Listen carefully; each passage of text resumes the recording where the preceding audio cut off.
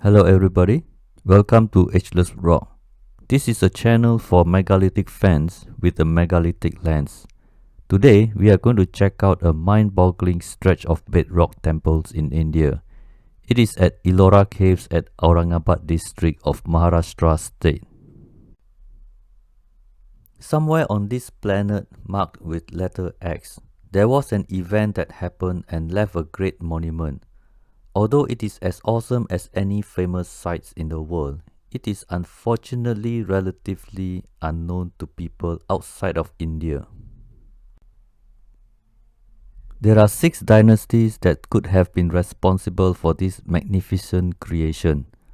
Archaeologists say the Vakataka, Traikutaka, Chalukya, Yadava, Kalachuri and Rashtrakuta were all involved in this project. But bear in mind that even with 6 great dynasties, there isn't a solid connection and definitely no rock-solid documentation that it was humanly possible. There are more than 100 caves carved into the bedrock, but only 34 are promoted to the public. Kailasa Temple is the most famous of all at this site.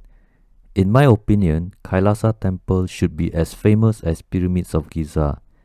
In reality, most of my friends have not heard of this. In fact, even some of my Indian friends are not aware of this temple. Let's start with cave number 1. It is a huge vihara. This multiple recessed doorway into a small room is a mystery. Cave number 1 is the only cave without any deities. Locals say this is evil cave. There are claims of torture and missing people. The pad holes are also a mystery related to torture. They are actually a single U-shaped carving which can be used to chain up victims. This story is consistent with local story where they heard people screaming as if being tortured. Locals call this evil cave. If the entire bedrock of cave 1 was removed for meditation, why carve these mysterious holes with a mysterious random niche? Archaeologists say it is probably about 1,600 years old and may have been used to place an oil lamp, and the random holes were probably for tying curtains.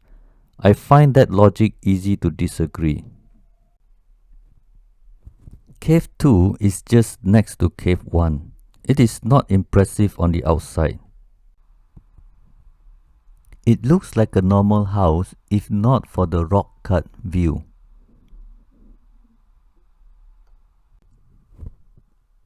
However, the interior of Cave 2 is an impressive cavity with 12 large pillars. The main shrine is called Singgasana because Lord Buddha is sitting on a lion's seat, or known as lion's throne.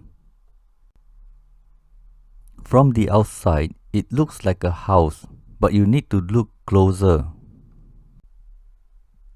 and closer. Does this looks like a melt and scoop technology? This is definitely not an intentionally made design to hide or remove chisel marks if there is any. What tools and technology that will leave this kind of tool mark will remain a mystery for a very long time. The top exterior of Cave 3 has an interesting feature.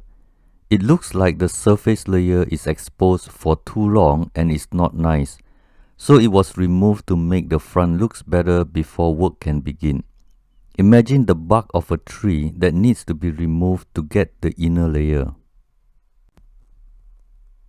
Once the dark and rough layer is removed, you get the nicer and brighter surface. I don't think this was done by ancient Indians with chisels. The top front was probably meant to be a nice facade, but it is obviously not finished. I believe if it is not finished, there should be chisel marks all over. Instead, we have the mysterious random rectangular holes. Cave 3 is a square vihara or monastery which measures 45 feet on all sides and 11 feet tall. This is an impressive removal of 22,275 cubic feet, or 631 cubic meters of bedrock removed. Then 12 niches were carved out for monks. If you can cut 1 cubic foot at a time, there should be more than 22,000 blocks that went missing. There are 12 niches or rooms for monks and Lord Buddha in the sanctum. This cave is very impressive with all the carvings, pillars, and the amount of bedrock removed. Overall, it is a cave temple not to be missed. Cave 4 is 35 feet wide and 40 feet deep. Another impressive vihara with Padmapani on the left end of the wall. There are 2 female carvings on the wall before entering the niche with Lord Buddha inside. Cave 4 is definitely an amazing construction work where you can see the Buddha seated under a tree. However, it is the trapezoidal doorway that I find interesting. You definitely don't need a doorway because you can walk around it, but yet you have a trapezoidal doorway that seems to be a mark of a portal to another dimension. Trapezoidal doorway is the clue to the megalithic builders responsible for this construction. The nicely sliced like butter type of walls with meaningless random rectangular holes are what that make it obvious someone else was here first. Cave number 5 is also called Mahawada. It is not only the largest vihara in Ellora caves, it is the largest in Maharashtra state. It is approximately 53 meters deep and 37 meters wide. This vihara is famous for 2 rows of bedrock. No one seems to know exactly what it is for. The most logical thing to do with this structure is to sit on it. No one seems to write what the 2 raised rows are for. Archaeologists say it seems to be for dining and rituals. I can give several reasons why I tend to disagree, but for now let's compare with other places. In Cappadocia, the 2 rows are for putting food on it, but I think if you sit on the floor, you might prefer the food to be on the floor because the dining table is going to be too high.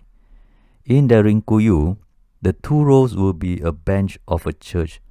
Very strange to sit facing the side walls while the priest is talking in front. For now, I think I would like to keep my options open as to what these are for. They are not dining tables or benches for a church. Neither were they made for tired tourists. Leveling a few inches deeper is a lot of work and is definitely not for fun. Let's move on to cave number 6. It is made up of 3 viharas. There is a good amount of statues to admire, but it is the viharas that got me thinking who actually did this. Look at the immensity of this cave. For cave 6 alone, there are 9 niches as rooms attached to 3 viharas and a sanctum. For a rough estimate, cave stretches approximately nearly 100 feet wide from end to end and about 60 feet deep from the center vihara to the sanctum. The viharas have rough floor but smooth ceiling. This cave has many carvings such as Padmapani, Bodhisattvatara, celestial beings, and many more. Cave 7 is closed, but the outside has mysterious rectangular holes that tell me they were done by the same megalithic builders we don't know about. Cave number 8 is a rectangular hole measuring 28 feet by 25 feet, with another hall measuring 28 feet by 17 feet. This is a good size for a 2-bedroom apartment, but the ceiling is better than the floor needs to be fixed. This is not just a huge undertaking, but it also has mysterious torture holes on the wall. Most people will not see the immense pre-cave construction needed to be done. There is equal amount, if not more, bedrock removed on the outside than the inside. Cave 9 is a cave with frieze on top. You can see there is a huge amount of bedrock removed before any cave can be carved out with magic ancient soft chisel. If I have the height, width and depth of the layout, I can calculate the amount of bedrock removed before any work can be done on the inside. Not only was the impossible task done, they even left random mysterious holes to remind us it was an ancient but advanced tool. They are random in size, location, and definitely not for inserting sticks to climb. Cave 10 doesn't seem impressive at first glance.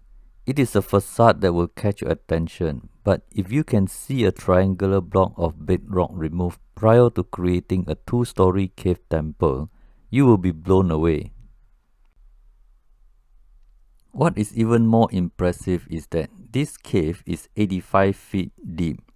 There are 28 octagonal pillars measuring 14 feet high between the walls 43 feet apart.